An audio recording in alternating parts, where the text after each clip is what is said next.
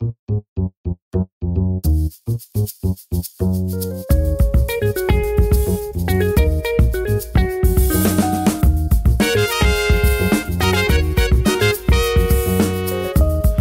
to another episode of the Thrivalist Manifesto with Dr. G and Ben V. I'm very excited about today's guest. He's a very dear friend, like a brother and a colleague. I've known Paul for over 20 years, and Paul, like myself, started off in strength and conditioning, and he's evolved. He is a posturologist, a somatherapist. Paul has written and lectured on many fronts, from different periodicals like Men's Health, Bigger, Faster, Stronger, to lecturing all over the country on posturology, all over the world on posturology and energy systems. And I affectionately refer to Paul as my friend MacGyver, because he has a very unusual gift to be able to creatively bridge science and art in the gym to come up with all different types of variations of exercises that we can include, that he shares with me to put into his athletes' protocols. Paul's worked with NHL players now because he's the director of performance for Octagon, which is primarily an NHL agency. So hundreds of NHL players, Olympic athletes, currently working and sitting in Mont Tremblant, working with the La Pointe sisters, which are the best female snowboarders in the world. And so welcome to the Thrivalist Manifesto, Paul. Thank you so much. Thank you for having me on. Dr. G. So Paul Gagne, for our audience, what I'd like to start talking about now, because we see it a lot online, is the notion of posture and performance. And Paul and I were exposed to this, it's been over 15 years. I was fortunate to be introduced to posturology through Paul by Dr. Brico, who's the father of posturology and performance out of Marseille, France. And so you're seeing it a lot in the news now, Paul. What do you make of what's out there information-wise, and how do you see that helping or hurting athletic performance? No, it's kind of helping a lot, because I met Dr. Brico in '93, and this is like almost 25 years ago, and we were about the only ones to understand the role of the postural system with sports performance. Actually, it was more like for medical, because Brico is an orthopedic surgeon, very high level knee specialist. And with my colleague, Michel Joubert, Dr. Michel Joubert, podiatrist, and even he were like the first guys really to increase performance by modifying the posture. And now today, a lot of people are following like the American posture, or even Gaining posture before. They've done it in the U.S. many years ago with runners. But there's a huge. Now with all the social media platforms, it's very easy now to spread the word. But there's a big awareness on postural equilibrium and balance for athletic and also for performance enhancement. So let's dive down that rabbit hole a little bit, just for our audience, because even our audience that's in the field might have a different understanding of what we mean by posture related to performance. What are the things that we're evaluating when we look at posture, and what's the biggest correlation to athletic performance? Well, the postural system is the system that we use to work against gravity. On Earth, every mammal and humans, we're affected by gravity. And if you have your own gravity line, we call it your center of mass. And if your center of mass or your gravity line is away from the normal gravity that affects you, then you'll be in trouble. You'll have what we call abnormal solicitation. As an example, if you take a plumb line and you take someone from the side, what it's called the sagittal plane, a lot of people, I would say up to 95% of the population now, are in front of that line.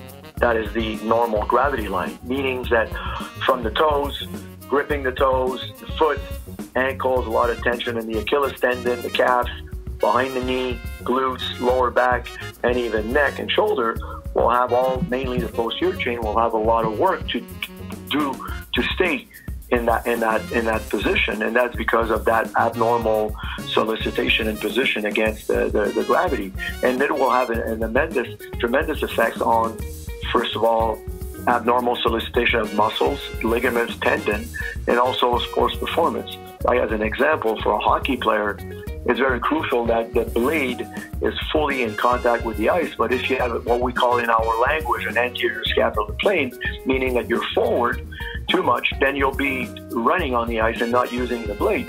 And that will create, first of all, a choppy movement. You will not be effective, but also leading to a lot of injuries. As an example here, I'm in Mont-Tremblant. By the way, their name is the Dufour-Lapointe sisters. I'm with Justine, Chloe, and Max. Justine and Chloe are the reigning Olympic champ in mogul skiing. Justine won the gold medal at Sochi, and her sister Chloe won the silver medal in Sochi too. And Max finished 12th. And they were the first 3 females to finish 1, 2, 3 in any FIS sanctioned alpine ski 3 years ago in Val-Saint-Côme, Quebec. I mean, they're pretty high level athletes. I've been fortunate. I've been training them since for 15 years now. Justine is 23, 24 now, and I met her. She was like 9 years old. And they were all posturally reprogrammed. We work a lot on the posture, and in moguls, as you know, it's a judged sport. Then if your position, not only your performance is depending on your postural system, but it's mainly your position you'll be judged too. If your shoulders are too much forward or you're leaning forward, you'll lose judging points. Yeah, I think I apologize because I think I said snowboard and I meant to say That's mogul. Okay. It's popular in the U.S., man, but it's here it's mogul. right. And they even look at what they call the line that you're skiing the course in, correct? And they judge you on the line, which is basically looking at whether you're too far forward or too far back. Well, it's basically the balance. Like 60% of the points are with turns, 20% jumps, and 20% speed. And again, because of 60%, it's mainly judging in their position in the moguls. The postural system plays a huge role. For people that are not aware of what regulates your postural system, it's basically the receptors. The number one is your feet. People need to understand that the skin of the foot is more sensitive than your eyes. And we lost that sensitivity over the years because of the wear of shoes. Our floors are very hard. We don't walk bare feet anymore, especially in Canada this year. The average temperature was like minus 30 every day. But we lost that ability to use our feet as sensors. And also our eyes, the muscle of the eyes are very, very important to keep our postural system in balance. Also, there's the jaw of scars, but the main two, if you're able to control the feet and the muscle of the eyes, you have a good program to really make sure that the postural system is functioning at its maximum. So, Paul, do you find that doing exercises, are there any specific exercises that you have your athletes do barefoot? Do you have them, maybe, I don't know, in the summertime when it's warmer, go outside and feel different textures with their feet and kind of increase that activity? And also, do you use eye exercises? Yeah, for the feet, even indoor, we have these little cobblestone rock mats that helps a lot. Also, the Shakti mats are very good. They're little spike. They look like a bit like golf spikes, but they're in a mat. They're pretty cheap too. You could buy them on Amazon. They're very effective to activate. Also, we use a lot of ISO inertial technology from Desmotech. It's a company from Italy that I've been working with for the last 6 years, and really activates all the ligaments in the joints, basically the fascia of the foot, the ankle, at very, very high speed. And same with the eyes, we do specific eye exercise. Just a word of caution, in certain states, in certain countries, it's illegal to do that. You need to see either an orthoptist, that is a specialist. We have one here on staff, Dr. David Tinges from Montreal. But in the States, I think optometrists, they have pretty much the monopoly of eye exercise, and you have to be very careful about that, but they're very highly efficient. We use also the strobe glasses now for the last couple of years, really interesting to create better programming in the brain, and works the eyes too a lot. Laser on different patterns, and really helps just stimulate. And also being outside, like you said, barefoot on the grass, in the sand, really helps a lot to build a more sensitive foot. for our audience that is curious, we're talking not about your vision, but we're talking about the function of the eyes, the muscles that coordinate the function of the eye, and input information to the brain as to where you are in space, and they have to be coordinated with the other information you're getting from the bottom of your foot, your spine, and your inner ear, etc., etc. So yeah, well, on average, Paul, would you say making the postural corrections, what kind of increases in athletic performance are you seeing in your athletes across the board? Nowadays, a lot more than because of the modern society kind of system. The kids they're always sitting down with video games and they're not moving that much.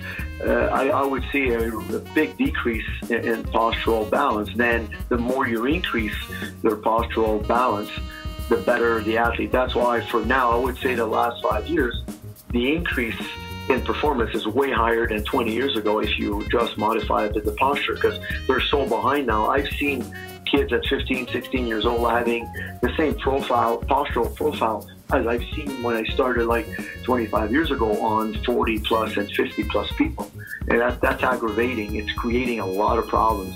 Even there's certain research showing like IQ is reduced if your posture is not good, creating a temporary or a permanent, like almost ADD, ADHD. I mean, it's very profound, especially the superior centers, what we call about cerebellum and all the area of the brain are always linked with your postural system. And if you don't stimulate, then your posture is going to be affected. And then because your posture is affected, it will affect your superior centers, meaning your brain. Yeah, I'm finding in working with the athletes on concussion rehab that I'm seeing that's the biggest component to correct is postural balance in terms of being able to accept force and dissipate force properly in a contact sport. And I think you're saying the same thing relative to any sport from golf to mogul skiing, correct?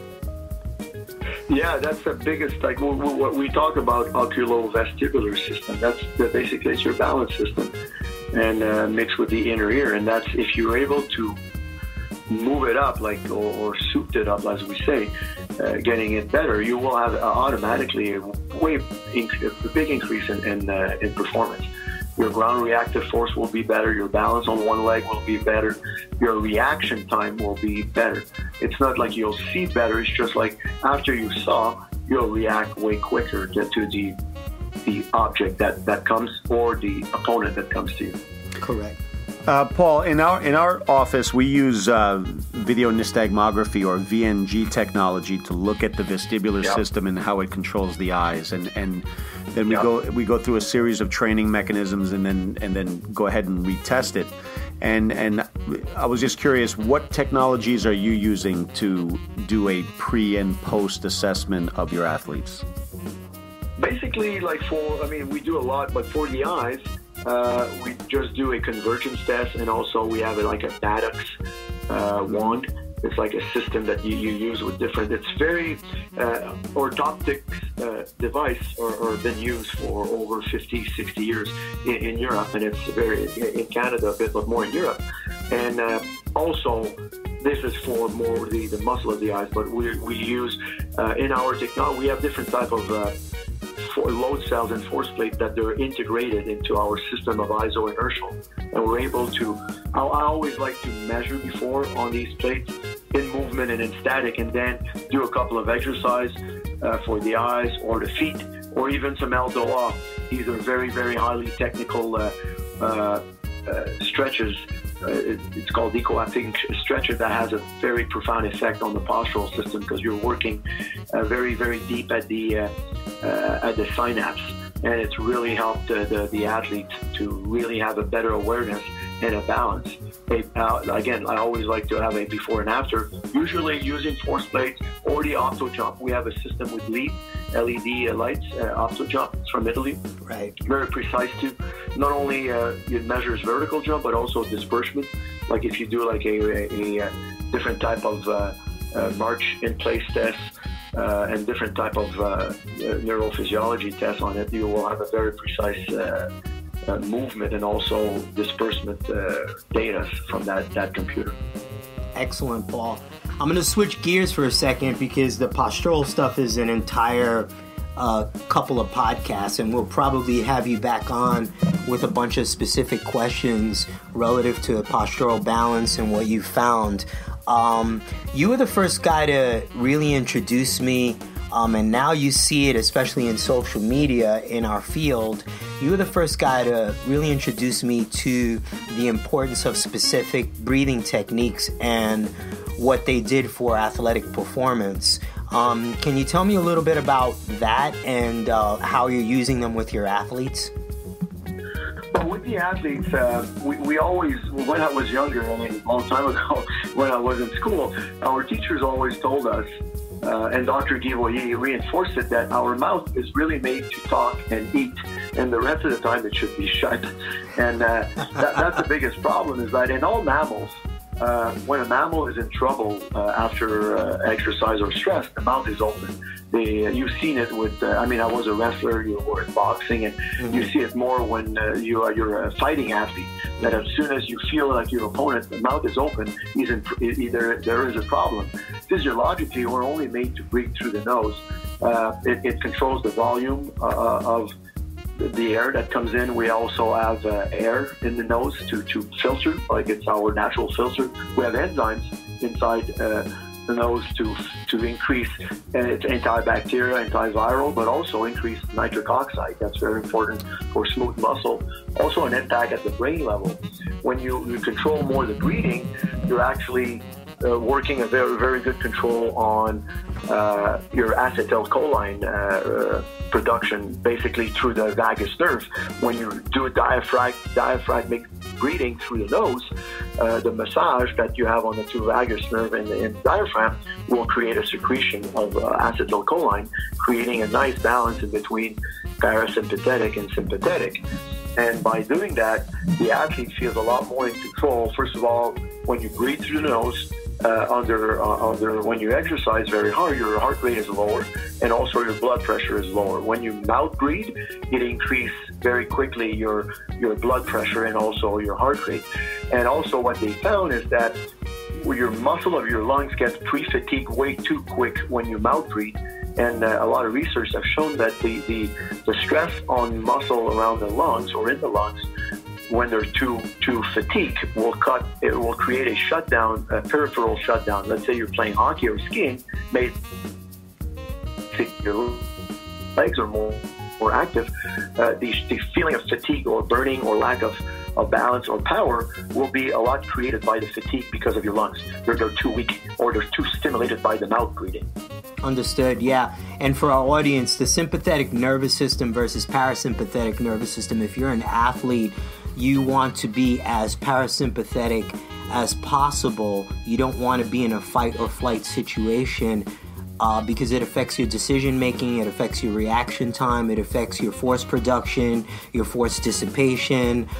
So the ability to control that, or what athletes refer to as to get in the zone, to get unconscious, as they call it, is regulated by your breathing, which is what Paul is explaining to us.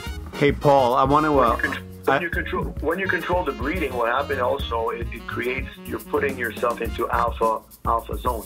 And as you understand, the brain waves, it's all oscillation, and it's like a radio wave. And basically, when you breathe through the nose and you control your level of acetylcholine through that breathing, you'll be in hertz. Basically, you'll be around 12 hertz. And what they found in research, this is the best place to be. Like when athletes say, "Wow, I was in the zone today." When you measure through a certain technology that we have, you're able to see, oh wow, that's the reason why you were so effective today. You're in hertz, like the measurements and oscillation of your waves were about 12, 13 hertz. Right. You know, Paul, it's great that you said about what you had said about the nitric oxide and the acetylcholine, because there's a big push in our world today to take a pill, to take a supplement, to do something to increase nitric oxide or increase neurotransmitter activity. And what you just said was, no, this is the way the body increases it, because just by putting something in your body that is a precursor to nitric oxide or a precursor to acetylcholine doesn't mean you're going to make it. Your body needs to make it, and what you just described is doing an exercise or doing something that actually will increase the need for your body to make it. Yeah, that's perfect. I mean, that's the biggest problem we have in our industry. But it's a lot easier for people to take pills or to do something than to exercise. But we all know that most of the stuff we take will remove something to create energy to make it. And that's the problem with I mean, I'm not against supplements. A lot of time because of where you live and what kind of food you have access to, you need. That's why we call it a supplement. But it's not a staple. It's not the main thing. The body, I mean, I don't know who made us or what made us, but they made us pretty good. And we when we understand the mechanism of how our brain works and our neurophysiology and our physiology works, we have pretty much the best hospital and the best doctor inside our body. As long as you give it the right environment, right? Oh yeah, but I mean, yes, you're right on that. Well, one of the reasons why I say that, because I love where we started this conversation, where we were talking about the importance of the feet and how the information from our feet has really been dampened based on what we're genetically supposed to be getting, because of how we confine our feet to shoes and all of that. Although in Canada, I noticed that every time I go to a Canadian house, I do have to take my shoes off, which is nice. But for the most part, we're wearing shoes all the time. We also, from a vision standpoint, we're indoors most of the time, so we never really we're never allowing our eyes to diverge, to look far into the distance and focus on something and then come back close and to have that divergence and convergence. And I just think our modern lifestyle, not only with the computers and televisions, etc., but living our lives indoors, confining our feet to shoes, we're really putting ourselves at an athletic disadvantage. Well, especially for athletes, that I always tell them, please don't wear sunglasses outside. The sunlight that enters the pituitary gland has a direct effect on growth hormone output. People forget that. Yeah. Like they did some research on cataract people, and when they removed their cataracts, they saw a big increase in muscle and strength, but that was directly due to the sunlight hitting the pituitary gland and maxing out growth hormone. People forget that. They put glasses right away. They're never exposed to direct sunlight. I travel a lot overseas, and the first thing that we do when we land, let's say in Europe, and usually we land in the morning, I try to get 15 to 20 minutes of sunlight in my face right away. I try to keep my eyes as open, and that resets my circadian rhythm right away. It really resets my melatonin level through the pituitary gland, and I feel great. It's so funny. It's something a lot of airline pilots are doing that too a lot, because especially the one that they travel a lot overseas. I think you find that the more you learn about this stuff, the more you wear glasses inside, indoors, and the less you wear glasses outdoors, or sunglasses outdoors. Absolutely. Yeah, that's absolutely. I do it with my son now. I actually told my wife, hey, even when it's freezing outside, you got to take him outside in the daylight for a few minutes, because I find that he sleeps a lot better, and that's exactly what Paul just mentioned, the stimulation of the pineal gland and the setting of the circadian rhythm, which we've kind of lost as well, because we spend so much time in front of the blue light and indoors. So, Paul, being that our podcast is primarily about how we can help our audience thrive better, no matter what their passion or their vocation is, give us some examples of how you personally how you thrive, and what things you've learned, now as you've gotten older and have spent so much time in the business, help you to perform and thrive at a high level. Control your breathing, Ben. I mean, I would say that's the thing that I've seen the last, 3-4 years that people lack.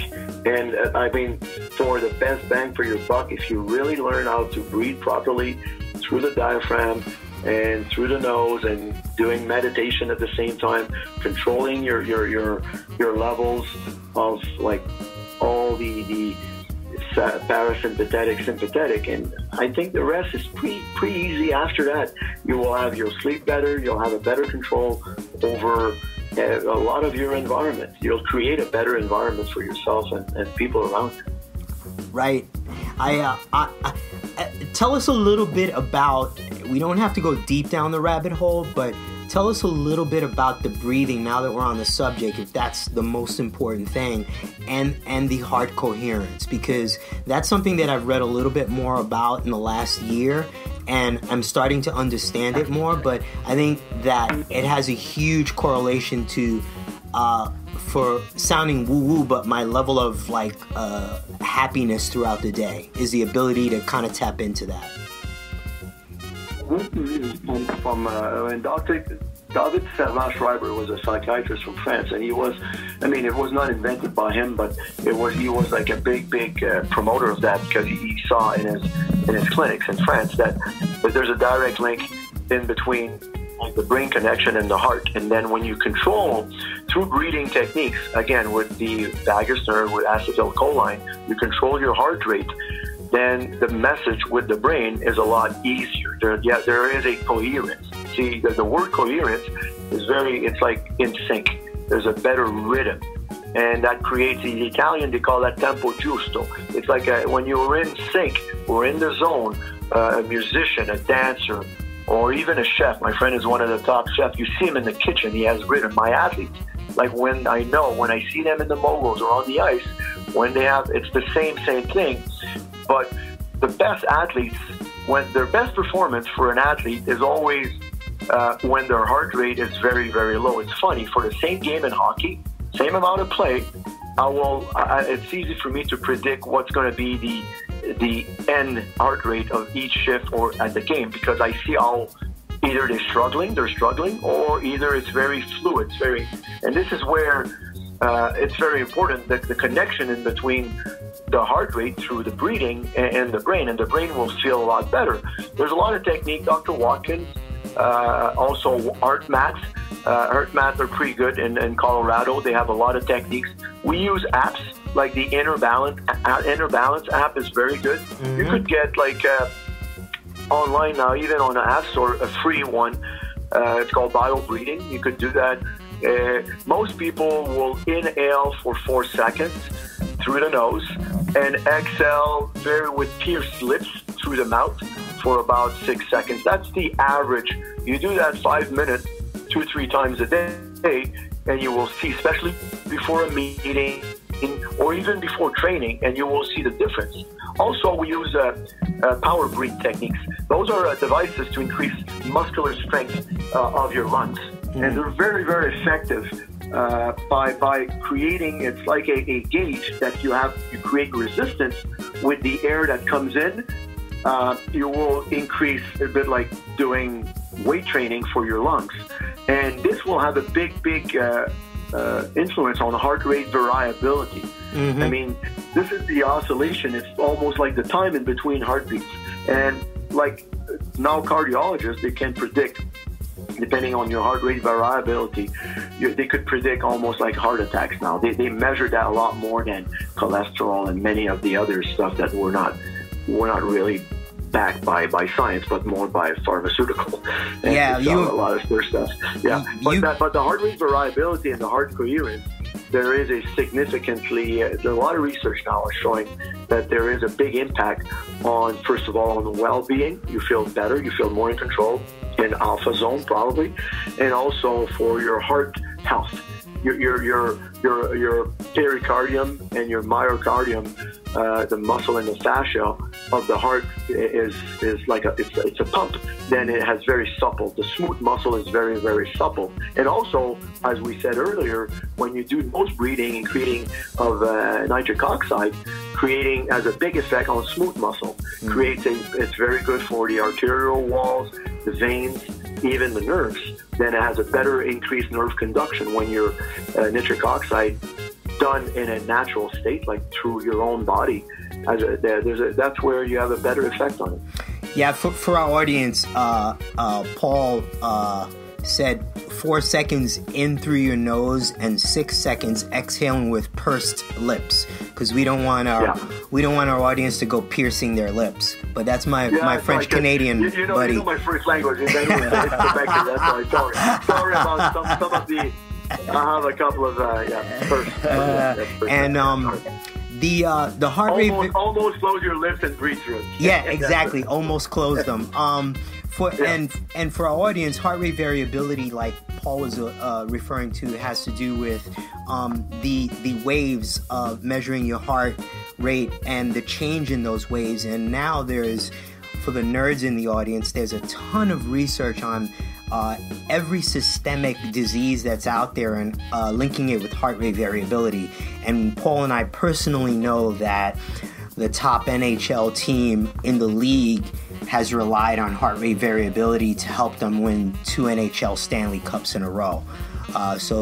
With regards to athletic performance, it's gigantic, and it's probably the most objective piece of information that you can get now to tell whether or not you are on the right track with your athlete's preparation, wouldn't you say? Yeah. No, that's you're perfectly right on that. Hey, Paul, I was just listening to what you were saying about, you can tell the athletes who are in the zone and performing at their best on the ice, and they're the ones that are going to have the lowest heart rate. So are you saying that in order to have that efficiency, that the athletes not only have excellent cardiovascular fitness, but they also have to have the coherence. They have to do the breathing exercises. Yeah, you're perfectly right, because we measure VO2 max, and there's very little correlation in between to be efficient. I mean, you need a minimum, but I've seen athletes, like in hockey players, we like about 60 VO2 max, but it's correlated to their body weight. If a guy weighs 220 pounds, a 56 VO2 max will be equalized to, that gets you 180 at 60. But I've seen guys at 62, 63, and their heart rate was really, really, there was a big variability in their heart rate, depending on how the coach treated them, how the wife was with them before the game, how the kids were, and the environment was more important than the actual game, and also their perception. All my athletes, when they perform very well, from hockey to ski, they all tell me, wow, that game or that movement was so slow. They perceive either the opponent or the actual task way slower than it is. That's because they're in coherence. They're in the zone. They're in a very calm state of mind. They're in that present moment. They're not thinking about, we call that the hamster. Everybody has a hamster that spins in your head. But if you take the hamster, put him in a cage, give him some food, and let him sleep while you perform, you'll perform a lot better, because that's the hamster will tell you, hey, Benny, you may fall, or you may miss that throw, or you're going to get strike out, or that's the hamster that does that. Yeah, and monkey to remove mind. the hamster from the wheel, you do breathing techniques, meditation, but it's not instant. It takes sometimes hours of practice, sometimes years, and sometimes a lifetime. But we've seen, again, with breathing techniques, an immediate effect on that nasty hamster syndrome. You know, we have a lot of clients and patients here in New York that are older athletes looking to maintain longevity, right? They're, anti-aging is a big buzzword, but I find that the older athletes that I see are training the way they did when they were trying to train the way they did when they were 20, 21 years old, and they might be, 50 or 51 years old. And I just hearing what you're saying, it leads me to believe that if the older athlete worked a little smarter, trained a lot of these systems, then their longevity or their anti-aging efforts would probably go a lot further. What are you seeing with older athletes, with older people training? Because let's say you're a triathlete and you're in your 50s and you're training the way you did 20 years ago. You might see your testosterone go in the tank. You might see inflammation go up. You might see brain fog. kind of take over, and it becomes frustrating. What have you seen? Well, it's like an older car. You need to bring him to warm it up a little longer in the winter, change the oil more often. It's like anything that gets older. You need to take care of it like your old dog. You can't run as fast. What we found, I'll be 57 soon, and I train still very hard. But what I found to work with a lot of guys in my age group that were ex-athletes but still were still weekend warriors, still want to perform, it's to do more often training but shorter period. Pretty high intensity, but the volume has to be taken care in consideration. We don't have the tolerance on volume because of inflammation and because of the body gets a little it's getting older. And taking, like as you said before, if we take more time to do hard clearance techniques, breathing techniques, slowing down a bit the pace in between bouts. Like I always tell them, my best athletes are like a lion. In between bouts of getting a zebra or defending his territory or running after his females, or the rest of the time he sleeps under a tree. Mm-hmm. Those are my best athletes. You need people, they do a lot of running around. They burn the candle by both hands. Mm-hmm. And this is the biggest problem I see in our modern society, is that they want to do all. Because guys, it's not a marathon. It's not like there's no rush. Like I have people in my family that are in their late 90s, and they have one thing in common, only one. They do one thing at a time. They always like the old Italian will say, piano. Like, hey, relax. Like there's no rush. Do it correctly, precise, be effective, but don't do too many things at the same time. Jack of all trades, master of none. It's very inefficient to do multitasking. Been my experience, and some studies have confirmed what I always saw. Is not very good, not very efficient. You could do it once in a while as emergency, but it's not a very effective way of doing either training. You need a lot of people. They need specific goals, and they can't do everything all the time in the gym or when they run. Or they need to being more specific will be paying a lot better later on, especially as you get older. One thing at a time, less confusing, less inflammation, and a better control on volume. Well, what we see here in New York, and you touched on it briefly just now, is I am so surprised, even in a high-level athletic population that you and I deal with, at the lack of knowledge and lack of ability to warm up and cool down properly. Like, it's amazing to me how, with the exception of very high-level track and field, the athletes do not know how to warm up properly. Would you agree? Yeah, because again, in track and field, it's cultural. They use all these education movements. First of all, there's so much injury if you don't do it before a sprint, but it's very cultural. They learn that very young. But in hockey or football, basketball, baseball, when do you learn warming up? Throwing the ball to the guy, or skating around, shooting the puck on the goalie, and basketball doing free throws. That's the amount of, but that's very cultural. I was talking to one of my colleagues today that my girls were my skiers. I've been with them over like 15, 16 years. And when we started, we were the first one really to warm up on the circuit. Like I brought, even today in my hotel, I have my Desmotech, the 11 squat machine. I put it in my car. Girls, they warm up with that. But now everybody has fans, and they all do like what we used to do like 5, 6, 7 years ago. And my girls are not that happy. Say, hey, look, but you can't tell people not to copy you. But it was funny that they never warmed up before. Now I would say on the World Cup circuit, the last, I would say 3, 4 years, every team now, they warm up. But they were not doing it before. And I was shocked when I went to see a couple of games from the NBA. Guys are shooting around like there's nothing. It doesn't match the actual game.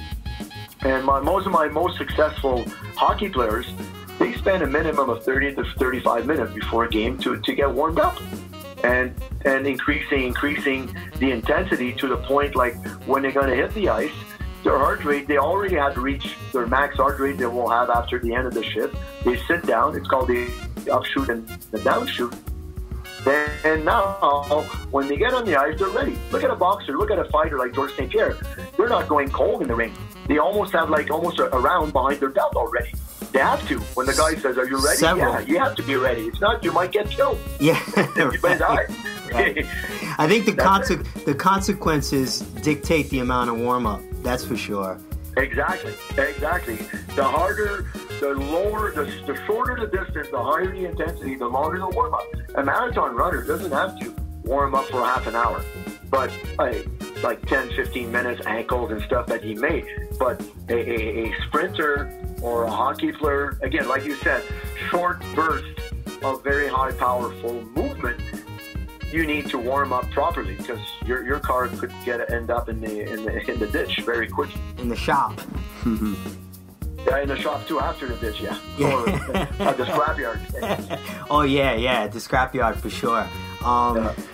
Yep. Paul, you mentioned a machine. Your audio kind of went a little bit down when you mentioned the machine that you have for warming up. What machine was that? Well, it's a D11 iso-inertial technology from Desmotech. It's kind of a newer technology that was invented many years ago by Dr. Pestes from Sweden with yo-yo. We did it. It was mainly a leg curl and a leg press. It was for the aerospatial. They wanted to increase muscle density and bone density when you're outside in the space in these space stations, or when you're there for months and months. They all know. But the Swedish team, like skiing and many of the Olympic athletes, took the technology and used it a lot to increase performance. But the Italians, the last 6 years, made it way like a Ferrari compared to, it was like a Volvo with the Swedish, now it's a Ferrari with the Italians. Yeah. And I've been using it. Ben has one also, and they made a pulley also, a V12. It's basically speeding eccentric. Yeah, the more you push, the faster it pulls you back in. It's like a flywheel system. Right. Very effective, but the way the Italians made it, it's a lot more effective than any other device that's on the market now, because we call that the kick. When you pull, it pulls you so fast that you need to increase your absorption and deceleration, and that's what most athletes need. They don't learn to decelerate and absorb forces. In hockey, my best skaters decelerate the best. That's what we found. I was with Dennis Mitchell a couple weeks ago in Italy, and he told me about Justin Gatlin.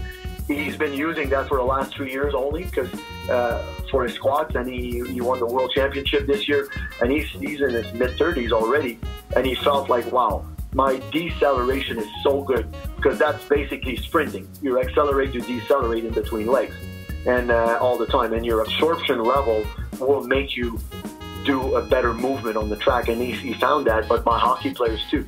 And basically that's what we use a lot. It also has an effect on the postural system, because you work a lot on the fascia, and your vestibular is always solicited because of that pulling you down or pulling you sideways when the eccentric kicks in. So Paul, for our audience, if we could say, with the athletes that you work with, you know, if you were to break up their workouts for the week into, you know, whatever percentages for posture or whatever percentage for, breathing exercise, how do you split up all of the recommendations that you make? We can rattle off probably a million things that people can do to improve their performance, but how do you break it down into a daily or a weekly routine? I hope that's not too difficult of a question. No, I'll give you just a sample that we're doing now, because it's a World Cup of skiing tomorrow. And like the girls in the morning, we do they have to ski in the morning just to like the last 2 days were more practice. And we get up, they do their heart coherence breathing techniques for about 8-9 minutes. Then we hit the gym. Now they use the power breathe technique to do about 30 breaths to increase lung capacity. And then we do a segmental warm up. For them, it's a lot of hips, a lot of sub-umbilical abdominals. That lasts maybe another 10 minutes. Ankles, knees, upper back, because that's where there's a lot of impact too.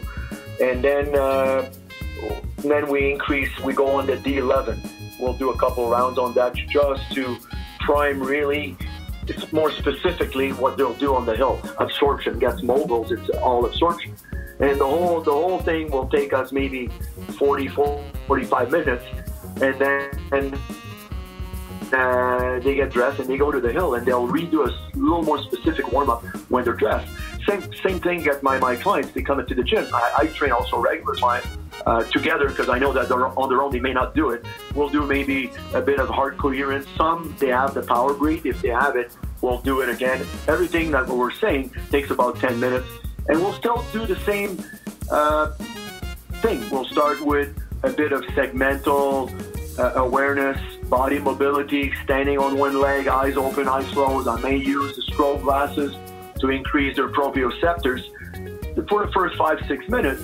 And then, depending, the whole warm-up preparation, I don't want to call it a warm-up. I call it more physical and mental prep. For out of an hour, we'll do at least 20-25 minutes.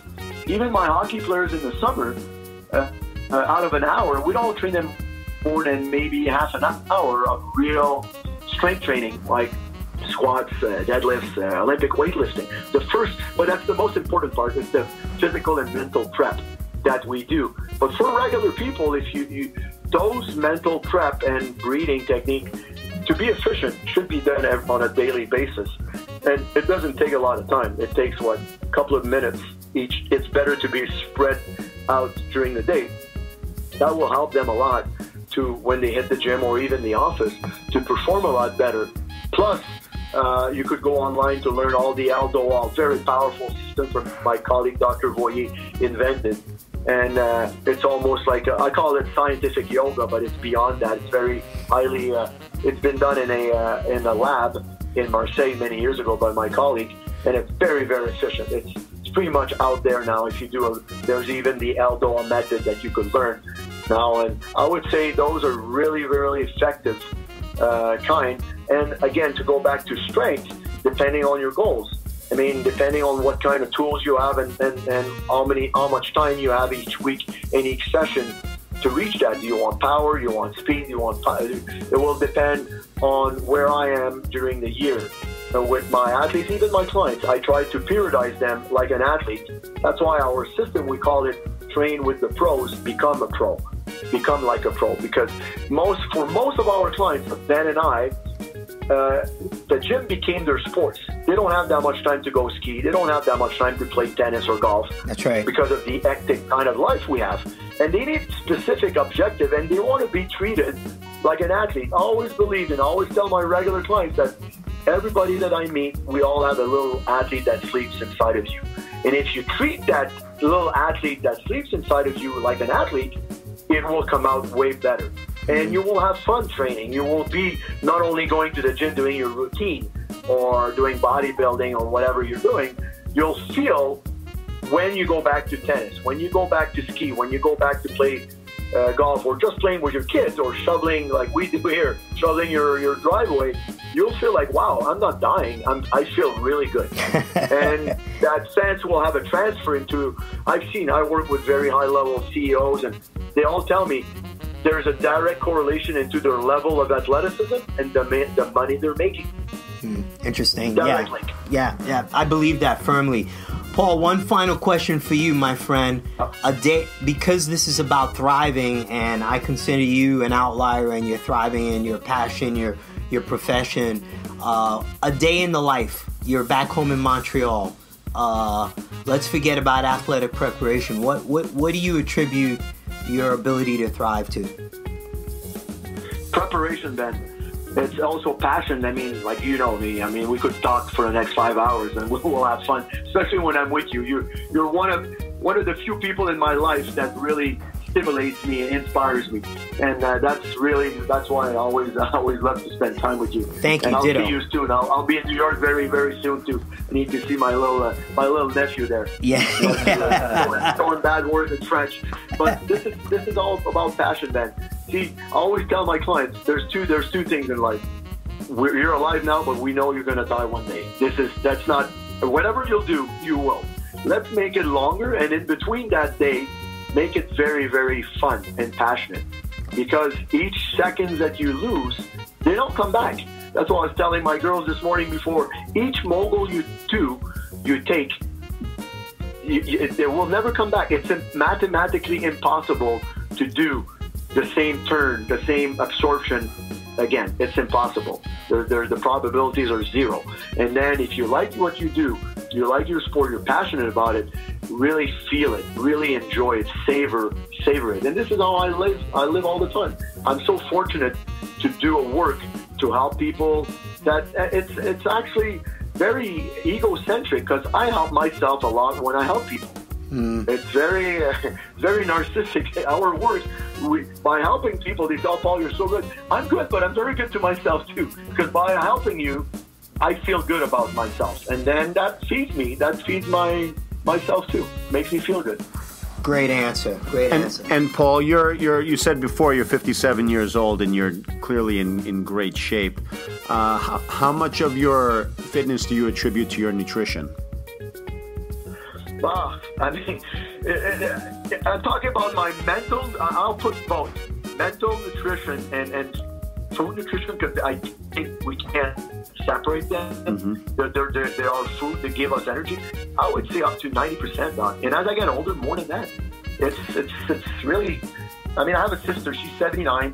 She's never trained a day in her life. She still smokes like 2-3 cigarettes a day, but she did intermittent fasting for the last 79 years. My dad too, and I mean, she's in tremendous shape. She's 105 pounds. She looks so young. She looks at guys. She still growls. She still runs after them. Doesn't matter. And my late friend Angel, that I love dearly, met her. He stayed at my place, and I told Angel, "Babe, put some clothes on, because if my sister wakes up, you'll be in trouble." But I tell you, her vitality. I have 6 sisters, and all 6 of them, the elderly are 81, the youngest is 72. I'm the youngest at 56 and 57. And they all have that vitality of craziness. They're like, and they're not all in good shape, but at 10, they all have that one in common. They don't eat that right, but they don't eat a lot. Yeah. That's the thing. They laugh more than they eat. That's basically my last comment. I love that. They feed on laughter. I love having that. fun. We have to laugh, and we really enjoy the time together. And honestly, man, you're one of those friends, like I said, a brother that I'm grateful to have in my life, because the time we spend together, it's so fun filled. And for our audience, like the big takeaways, postural balance, pay attention to your breathing techniques, pay attention to your warm-ups and your recovery methods, or your mental preparation, and really enjoy what you're doing. Dr. G, any final questions? Yeah, where can our listeners find more information about you? Is there any website that you have that they can go to and get some more information? My website is Postural Sports Performance. There's not a lot of stuff, but soon we'll have a lot of link with Expertise 360. We've done a lot of videos lately. They're going to be edited soon. Also on the desmotech.com, they'll be releasing a lot. But on my website, you'll have very good articles, like Kim Goss, who's one of my good colleagues, is a master's degree in exercise science. He's a great. He's the only one that could extract what I have in my French mind, because I speak better than I write, and he writes 3-4 pages, and it's amazing. It's like I wrote it even better than I can't. I mean, that guy is amazing, and he has, because of his background too, as a great trainer and science, his scientific background, he's able to. He's the best for me. But you'll have all the articles that you see on my website. You'll have a couple of videos. They're all from Kim. Well, this was a great overview of Paul Gagne and who you are and your life's work. And I hope that we can have you back, Paul, and maybe do a deep dive into just one of the subjects we talked about. Maybe do a deep dive. I'll talk to Ben, but I'll be in New York soon. I mean, it's February. I need to come down, and we'll do it. We'll do it live. It's going to be easier. That's a deal. Awesome. We'll pick a subject. Perfect. Thank you, buddy. Good luck. Good luck in Mont Tremblant, and say hello to the fun. sisters. Okay. All right. Ciao. Thank you. Bye.